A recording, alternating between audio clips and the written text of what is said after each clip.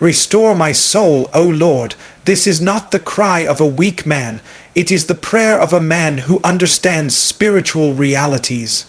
Because there are dimensions of life where strength fails, where wisdom cannot explain, where strategy collapses, and all that is left is a groan that rises from the depths of the human spirit. There are people listening to me who are smiling publicly, functional professionally, celebrated socially, yet something within them is exhausted, fragmented, and dry. The tragedy is not that the body is tired. The tragedy is when the soul is depleted and the spirit is wounded, yet life demands that you keep moving as though nothing is wrong. Many believers have mastered the art of survival but have lost the grace for vitality. They pray, but their prayers feel empty. They worship, but heaven feels silent. They serve God, yet joy has quietly leaked out of their walk with Him. And so the cry becomes inevitable, "Restore my soul, O Lord." Understand this. Your soul is the seat of your will, your emotions, your mind, your perception of life. When the soul is damaged, destiny may still exist, but passion disappears. Vision may still be clear, but strength to pursue it fades. There are people who know what God has called them to do, but every step feels heavy because something inside them is bleeding. You can lose your soul not only through sin, but through delay, through disappointment, through betrayal, through unanswered prayers, through waiting seasons that lasted longer than your faith anticipated. The soul was not designed to carry bitterness, regret, guilt, or unprocessed pain. When it does, it begins to shut down quietly. That is why some people no longer cry in prayer, not because they are strong, but because they are numb. There is a difference between being tired and being weary. Tiredness is physical and rest can fix it. Weariness is spiritual and only God can heal it. Scripture says He restores my soul, meaning there are dimensions of brokenness that only divine intervention can repair. Therapy can help, conversations can comfort, vacations can distract, but restoration is a supernatural ministry of God. Many believers are asking God for blessings when what they need first is restoration. Because if God gives you more while your soul is broken, the blessing itself will become a burden. You will attract what you do not have the capacity to manage. So in mercy, God pauses increase until healing happens. There are wounds that time does not heal. Time only teaches you how to cope. Healing comes when light encounters darkness and truth confronts lies you believed in moments of pain. Some of you believed lies about yourself because of rejection. You believed lies about God because of loss.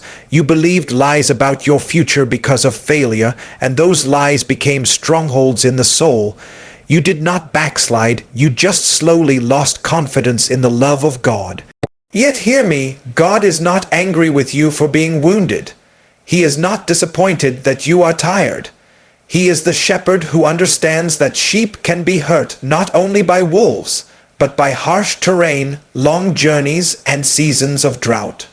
David did not say, "Restore my body, restore my finances, restore my reputation." He said, "Restore my soul," because when the soul is restored, strength returns without striving. Joy returns without external validation. Hunger for God returns without pressure. You begin to love prayer again. Worship stops being a duty and becomes a response. Many people are forcing spiritual disciplines with wounded souls, and that is why they feel condemned instead of transformed. God does not heal by condemnation. He heals by presence. Sometimes restoration is not God changing your situation. It is God changing what the situation did to you. There are people who were once on fire for God, but life happened. You trusted someone and they broke you. You obeyed God and it cost you more than you expected. You sowed seeds and waited and nothing seemed to come. And slowly your expectations reduced, not because God failed, but because your soul could not endure repeated disappointment. Yet tonight the Spirit of God is reminding you that you are allowed to ask for restoration. You are allowed to come as you are without pretending strength. Heaven is not impressed by your composure. Heaven responds to your sincerity. When God restores the soul, He does not just remove pain, He reorders priorities. Some of you lost yourselves trying to please people, trying to prove something, trying to survive environments God never called you to flourish in. Restoration is God calling you back to yourself, back to alignment, back to truth. It is possible to be in ministry and still need restoration. It is possible to be anointed and still be wounded. Oil does not replace healing. Giftedness does not mean wholeness. That is why some people can preach powerfully and still feel empty when they go home. The soul needs still waters. Noise does not heal the soul. Activity does not heal the soul. Applause does not heal the soul. Only intimacy does. Only truth spoken in love does. Only the gentle dealings of God can reach places no human hand can touch. God restores by reminding you of who He is, then reminding you of who you are in Him. He restores by separating your identity from your experience. You are not what happened to you. You are not what failed. You are not what they said. You are who He says you are. Some of you are tired of being strong. You are tired of encouraging others when you need encouragement. You are tired of carrying responsibility with a leaking soul. And God is saying, come aside, not to quit, but to heal, not to escape, but to be restored. Because what lies ahead requires a whole soul. The next season demands emotional stability, spiritual depth, and clarity of mind. You cannot step into it fragmented. Restoration is often quiet. It does not always come with dramatic manifestations. Sometimes it comes as peace that does not make sense. Sometimes it comes as tears you held back for years. Sometimes it comes as forgiveness you never thought you could release. Sometimes it comes as the courage to rest without guilt. And as God begins that work, He revisits memories not to shame you, but to heal you. He touches places you avoided in prayer because they hurt too much. He stays there until light replaces fear. Restore my soul, O Lord, is a prayer of surrender. It says, I acknowledge that I cannot fix myself, I cannot heal myself, I cannot think my way out of this, and that prayer moves heaven because God resists the proud but gives grace to the humble. There are seasons where strength is not proven by endurance but by vulnerability before God, where maturity is not shown by silence but by honest dependence. And as restoration begins, something shifts inside you. Hope returns slowly. Faith breathes again. You begin to believe that God can still do what He said, not because circumstances changed, but because something within you has been realigned. And in that place, when the soul begins to heal, you notice that your prayers become simpler, yet deeper. You stop trying to impress God with words and start leaning into His presence. You start valuing truth over noise, depth over speed, obedience over urgency. And God, in His mercy, begins to rebuild gently, line upon line, precept upon precept, restoring confidence, restoring trust, restoring the capacity to love, to believe, to hope again. And as you walk with Him through that valley, you begin to realize that even the pain was not wasted, that God was shaping discernment, compassion, and depth within you, preparing you for people you have not met yet, assignments you have not stepped into yet, responsibilities that would have crushed you if He did not first restore your soul. And as that realization dawns on your heart, you find yourself whispering again, not out of desperation but out of alignment, Lord, stay with me here, finish what you started, teach me how to live from wholeness, because I am beginning to sense that the next phase of my journey will require not just faith, but a healed soul that can carry the weight of glory. The demands of obedience, the cost of destiny, and the discipline of walking with you daily, even when the path ahead begins to unfold in ways I did not expect. And as I stand in this place of surrender, aware of my need, aware of your sufficiency, aware that restoration is a process and not an event, my heart remains open, my spirit attentive, and my prayer continues rising softly from within, knowing that you who began this work will continue to walk with me through every step, every memory, every adjustment, every surrender, until what was once broken becomes whole, and what was once weary finds strength again, and what was once silent begins to sing once more as I yield myself again to your hands.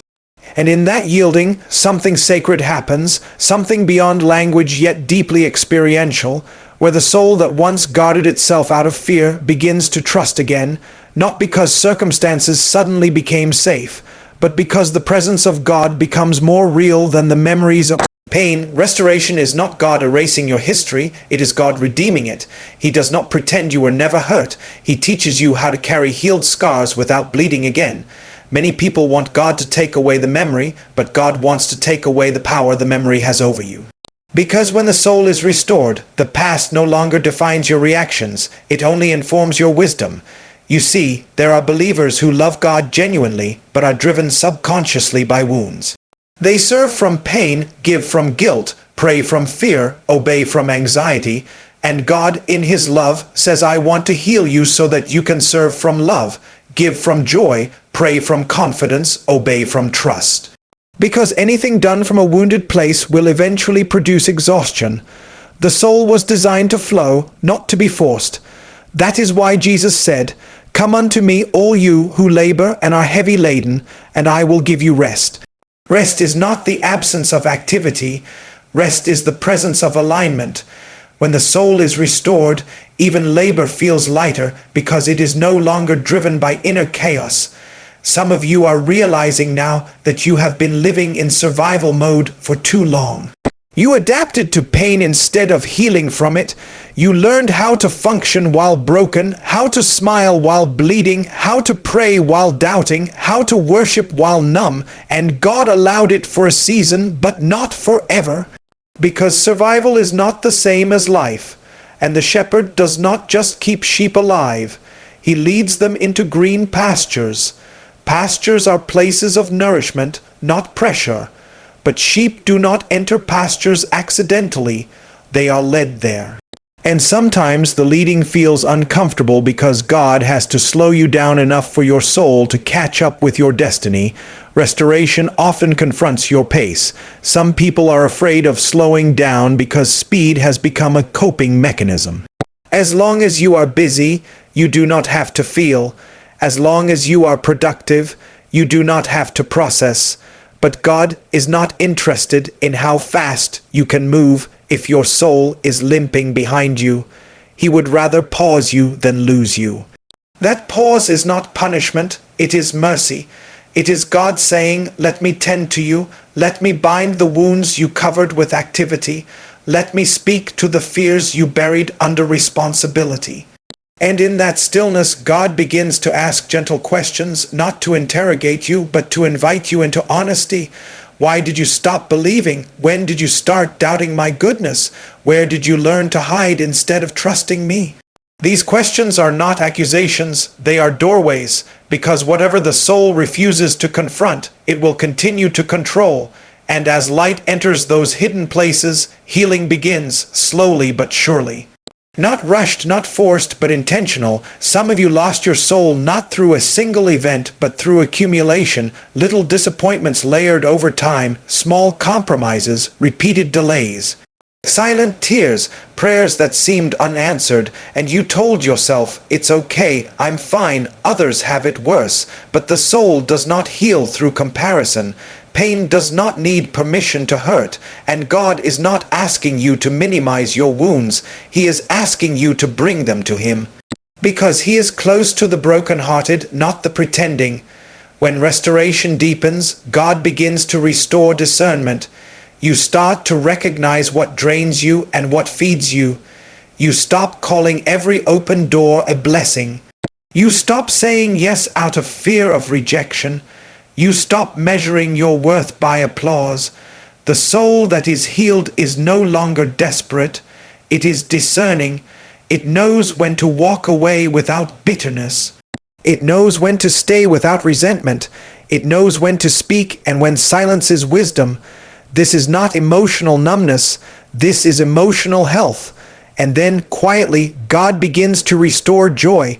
Not excitement, not hype, but joy. The kind that does not depend on outcomes. The kind that stays even when things are uncertain. The kind that anchors you when storms come.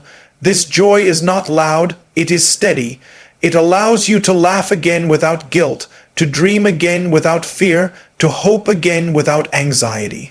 And you realize that joy is not a reward for answered prayers. It is a fruit of intimacy. As the soul heals, prayer changes. You stop praying to escape life and start praying to engage God. You stop asking only for things and start asking for alignment. Your prayers become less transactional and more relational. You are no longer trying to convince God, you are learning to trust Him, and trust is the language of a restored soul, because broken souls bargain with God, but healed souls rest in Him. Some of you are discovering that restoration also means redefining success. You are realizing that peace is more valuable than pressure, obedience more valuable than speed, wholeness more valuable than visibility. You begin to choose environments that protect your soul, not just elevate your status. You begin to prioritize presence over performance, and this shift is not weakness, it is wisdom, because the cost of ignoring the soul is always higher than the cost of protecting it. There are people God wants to send to you in the next season who will need not just your words, but your healed presence. Your compassion will come not from theory, but from experience. Your authority will come not from titles, but from transformation. You will speak to broken people without judgment because you remember what it felt like, and that empathy will become part of your assignment. God never wastes pain that is surrendered. Restore my soul, O Lord, becomes not just a prayer you pray once, but a posture you live from. A daily surrender, a continual dependence, a recognition that you are not self-sufficient. And this posture keeps you soft in a hard world, discerning in a noisy generation, and anchored in seasons of change. Because restoration is not about returning to who you were, it is about becoming who you were always meant to be without the distortions of trauma, fear, or disappointment. And as you continue walking with God in this place, you begin to notice subtle changes. Your reactions soften, your patience increases, your appetite for God deepens, your tolerance for superficiality decreases. You are no longer easily impressed, easily offended, easily discouraged. Not because life stopped happening, but because your soul is no longer fragile. It is healed enough to bend without breaking. There will still be battles, still be challenges, still be moments of uncertainty. Restoration does not remove warfare, it strengthens resilience. But now you fight from rest, not from panic. You trust God's timing without resentment. You obey God's instructions without fear. And even when you do not understand the full picture, you remain anchored in the confidence that the shepherd who restored your soul will not abandon you halfway. And so the journey continues not as a sprint, not as a performance, but as a walk with a God who leads, who restores, who stays, a walk where the soul learns daily to lean, to listen, to yield. And in that ongoing walk, the cry of your heart remains alive, not as desperation but as devotion, not as fear but as faith, a gentle, continuous prayer rising from a healed yet humble place, knowing that every new day, every new season, every new demand will require the same grace, the same presence, the same shepherd, and so within you, the whisper remains steady and sincere. Restore my soul, O Lord, as I continue to follow you forward. And so let this be the final posture of your heart, not striving, not pretending, not proving, but resting in the faithfulness of the one who restores. Let your life testify that God is not only the author of destiny, but the healer of souls. That He does not rush people into purpose at the expense of wholeness, and He does not demand strength where He intends to give grace. May you walk from this place knowing that restoration is not behind you but within you, working daily, quietly, deeply, shaping how you love, how you trust, how you obey, how you endure.